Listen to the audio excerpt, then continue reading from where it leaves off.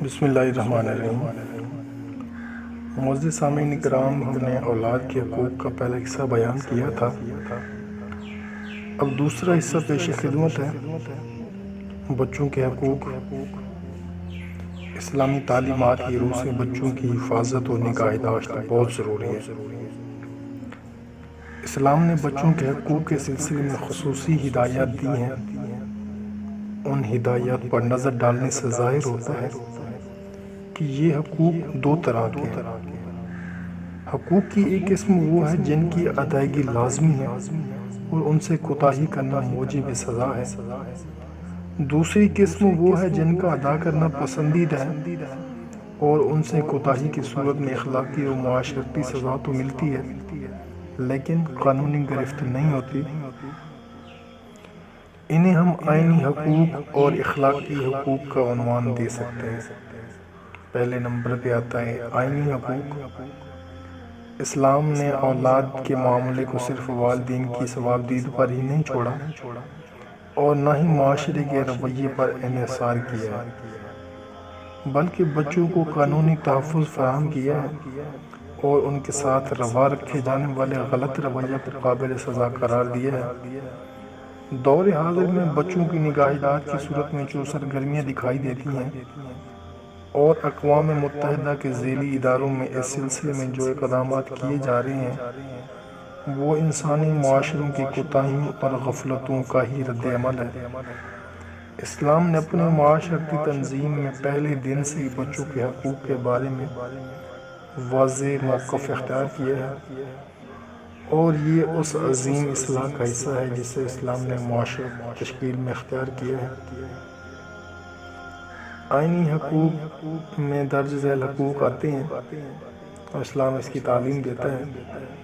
پہلے نمبر پہ آتا ہے حق حیات، دوسرے نمبر پہ آتا ہے حق پرورش، تیسرے نمبر پہ آتا ہے حق تربیت، چوتھے نمبر پہ آتا ہے حق میراث اور پانچویں نمبر پہ آتا ہے حق نکاح۔ ان میں سب سے پہلے ہم حق حیات پر بات کریں گے۔ بچے کا سب سے پہلا آئینی حق زیست ہے۔ مرد اور عورت کا جائز جنسی تعلق صرف تفریح اور لذت کشی نہیں ہے بلکہ یہ تعلق نسل انسانی کے تسلسل کا ذریعہ ہے۔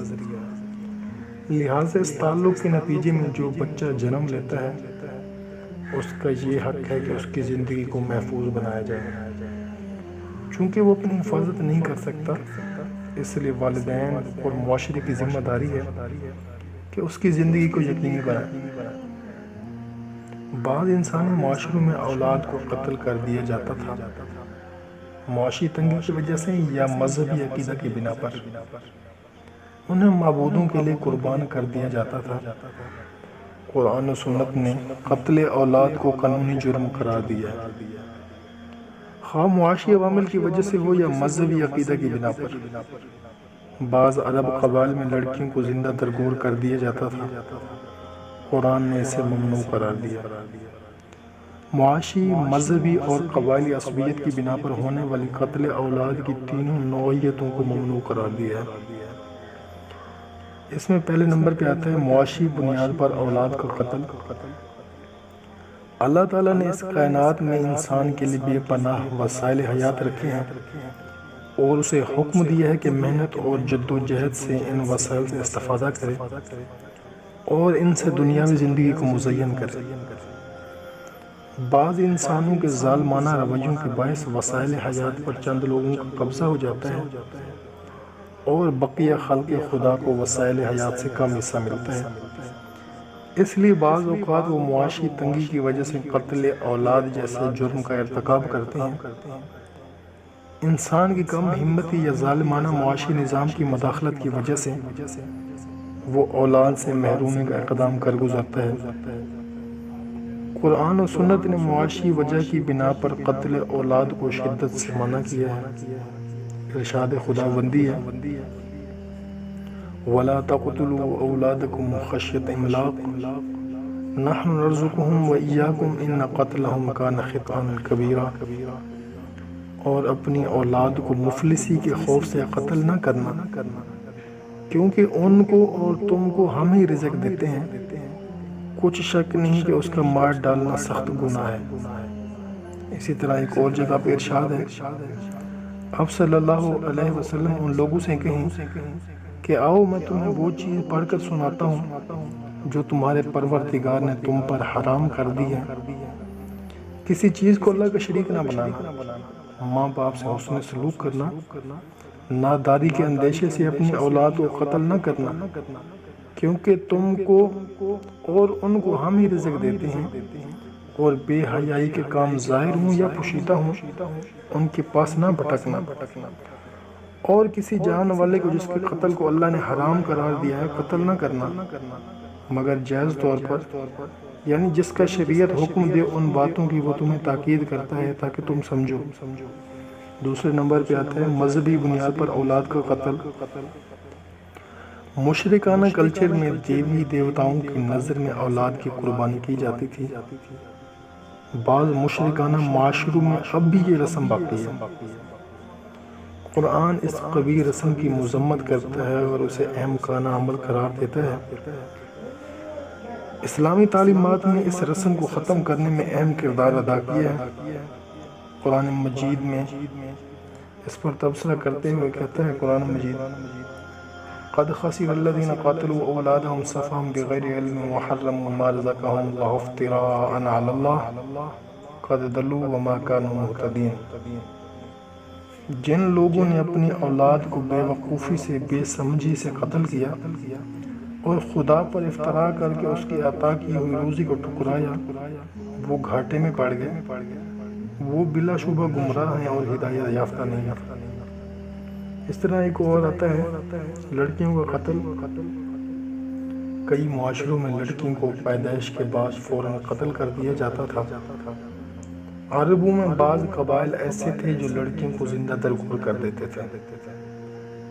قبائلی معاشروں میں بالعموم لڑکی کو ایک بوجھ سمجھا جاتا، چونکہ شادی کے بعد اسے کسی دوسرے قبیلے یا خاندان میں جانا ہوتا، اس لیے وہ قبیلہ اور خاندان کے لیے ممدن و معاون ثابت ہونے کی بجائے بوجھ سمجھی جاتی۔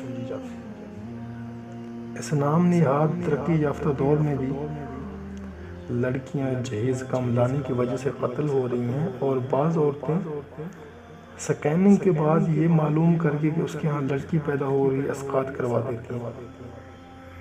لڑکی معاشی بوجھ اور معاشرتی ذمہ داری سمجھی جاتی ہے، اس لیے اس سے نجات کے راستے تلاش کیے جاتے ہیں۔ بعض عربوں کے ہاں یہ عقیدہ تھا کہ فرشتے خدا کی بیٹیاں ہیں اور ان کی سفارش سے مشکلات حل ہوتی ہیں۔ دوسری طرف وہ انہی بیٹیوں سے نجات حاصل کرتے ہیں یا انہیں شدید دباؤ میں رکھتے ہیں۔ قرآن مجید نے ان کے اس رویے پر تبصرہ کرتے ہوئے کہا، وَإِذَا بُشِّرَ أَحَدُهُم بِالْأُنثىٰ ظَلَّ وَجْهُهُ مُسْوَدًّا وَهُوَ كَظِيمٌ يَتَوَارَىٰ مِنَ الْقَوْمِ مِنْ سُوءِ مَا بُشِّرَ بِهِ أَيُمْسِكُهُ عَلَىٰ هُونٍ أَمْ يَدُسُّهُ فِي التُّرَابِ أَلَا سَاءَ مَا يَحْكُمُونَ۔ اور جب ان میں سے کسی کو بیٹی کے پیدا ہونے کی خبر ملتی تو اس کا چہرہ غم کے سبب کالا پڑ جاتا، اور اس کے دل کو دیکھو تو وہ اندھوناک ہو جاتا، اور اس خبر بد کی وجہ سے وہ لوگوں سے چھپتا پھرتا اور سوچتا ہے کہ آیا ذلت برداشت کر کے لڑکی کو زندہ رہنے دے یا زمین میں گاڑ دے۔ دیکھو یہ جو تجویز کرتے ہیں بہت بری بات ہے۔ قرآن و سنت نے ان تینوں اقسام کے قتل کو ممنوع قرار فرمایا ہے۔ اولاد کی نعمت کو پہچاننے کا سلیقہ سکھایا، اس قتل کو قانونی قتل اور جرم قرار دیا اور قابل سزا بنایا۔ کتب حدیث میں وہ تفصیلی واقعات موجود ہیں جو قتل اولاد کی سنگینی پر دلالت کرتے ہیں۔ اولاد اللہ تعالیٰ کا عطیہ ہے اور اسے کسی طرح بھی ختم کرنا درست نہیں۔ اولاد کی محبت اللہ تعالیٰ کی رحمت کا مظہر ہے اور اس سے نوع انسانی کی بقا ہے۔